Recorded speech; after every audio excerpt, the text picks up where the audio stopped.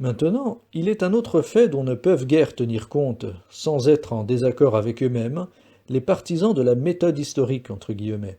C'est que l'enseignement oral a précédé presque partout l'enseignement écrit, et qu'il a été seul en usage pendant des périodes qui ont pu être fort longues, encore que leur durée exacte soit difficilement déterminable.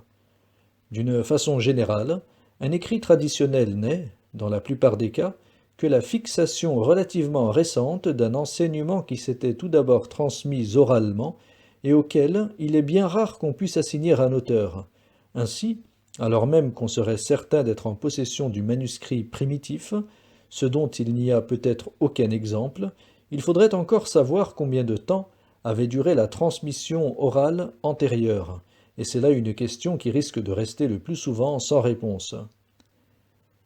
Cette exclusivité de l'enseignement oral a pu avoir des raisons multiples, et elle ne suppose pas nécessairement l'absence de l'écriture, dont l'origine est certainement fort lointaine, tout au moins sous la forme idéographique, dont la forme phonétique n'est qu'une dégénérescence causée par un besoin de simplification.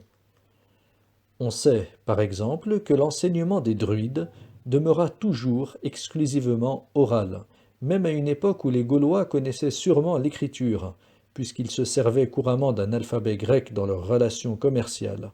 Aussi, l'enseignement druidique n'a-t-il laissé aucune trace authentique, et c'est tout au plus si l'on peut en reconstituer plus ou moins exactement quelques fragments bien restreints. Ce serait d'ailleurs une erreur de croire que la transmission orale dût altérer l'enseignement à la longue, étant donné l'intérêt que présentait sa conservation intégrale.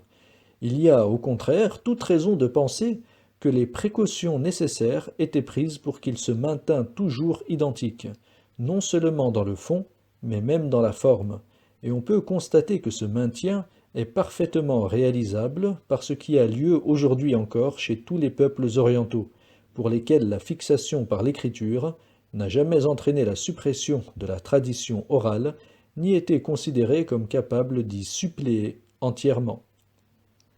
Chose curieuse, on admet communément que certaines œuvres n'ont pas été écrites dès leur origine. On l'admet notamment pour les poèmes homériques dans l'Antiquité classique, pour les chansons de geste au Moyen Âge.